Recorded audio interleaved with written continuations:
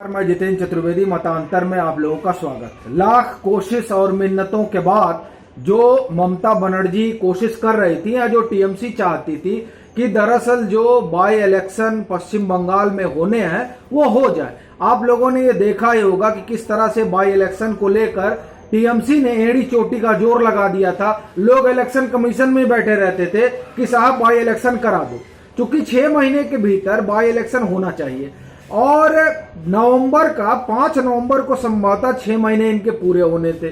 उससे पहले चुनाव होना जरूरी था और ये माना जा रहा था कि ये जो कोविड की लहर है उस लहर के कारण चुनाव हो नहीं पाएगा अक्टूबर तक, और अक्टूबर तक चुनाव हो नहीं पाएगा और 5 नवंबर तक इनका 6 महीना पूरा हो जाएगा तो कुर्सी इनकी बचेगी नहीं। लेकिन जैसे ही चुनाव आयोग ने कुछ सीटों के लिए 3 सीटें पश्चिम बंगाल जिसमें भवानीपुर भी है और कुछ उड़ीसा, जब कुछ सीटों के लिए उसने बाई इलेक्शन की घोषणा की तो आप समझिए कि लोग चौंके भी कि सेलेक्टिव तरीके से 4-5 सीटों पर बाई इलेक्शन कराने का क्या मतलब है। और टीएमसी में तो खुशी की लहर दौड़ गई कि चलिए जो कुर्सी जा रही थी वो बच जाएगी। लेकिन अब लग रहा है कि कुर्सी बचेगी नहीं और नामांकन होगा रद्द, और लगता है कि यही संभवतः भाजपा का गेम प्लान रहा होगा कि कोई बात नहीं, बाई इलेक्शन की घोषणा होने दीजिए, कुर्सी पर तो हम नहीं रहने देंगे। अब आप कहेंगे ये कैसे? तो दरअसल देखिए, भाजपा ने जो प्रत्याशी जिनको उतारा है, प्रियंका टिब्रेवाल, बड़ी बहादुर महिला।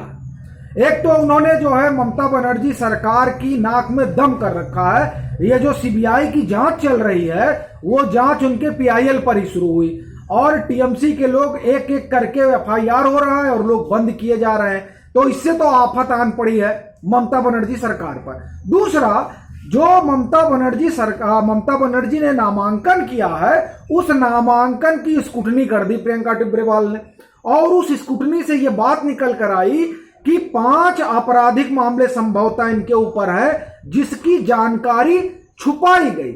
और नामांकन में जानकारी छुपाना मतलब सीधा है आपका नामांकन रद्द होगा।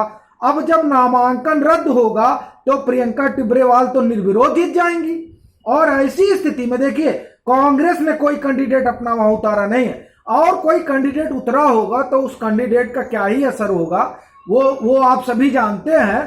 तो अब अगर ये 5 जो हुआ है, और ये हुआ है ये त्रिपुरा में हुआ है, त्रिपुरा जहां भाजपा की सरकार है, और वहां पर जब एनआरसी को लेकर इनके कुछ भाषण को आधार बनाते हुए जिसको भड़काऊ माना गया, वहां पुलिस ने माना भड़काऊ है और कार्यकर्ता ने माना भड़काऊ है, उसने एफआईआर करा दिया। उनकी जानकारी ममता बनर्जी ने अपने नामांकन में नहीं दी थी। अब यहां मामला फंस गया है और उसके बाद से शोर शराबा शुरू हो गया है।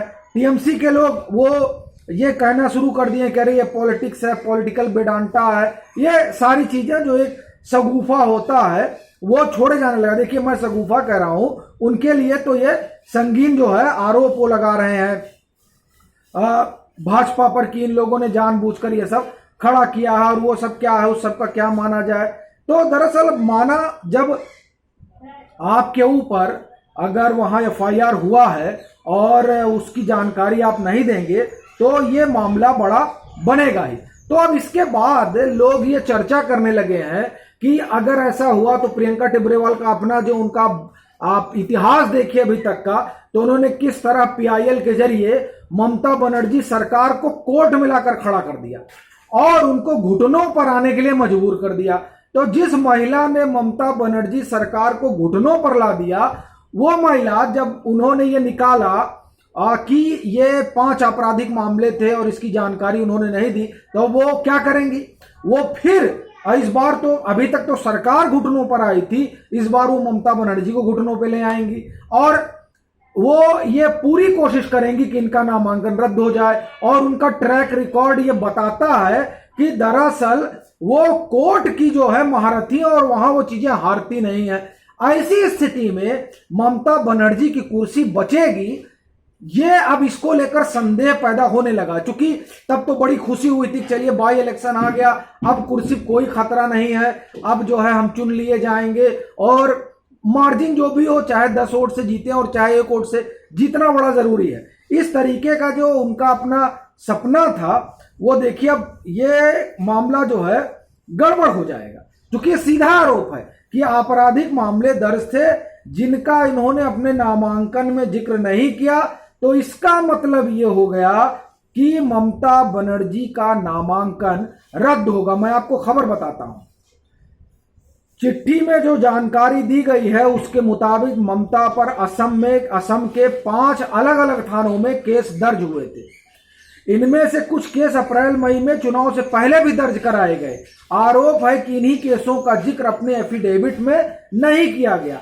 अब अगर एफिडेविट में इनका जिक्र नहीं किया गया तो मतलब ये हुआ कि जो कुर्सी हाथ आ रही थी वो कुर्सी हाथ से गई।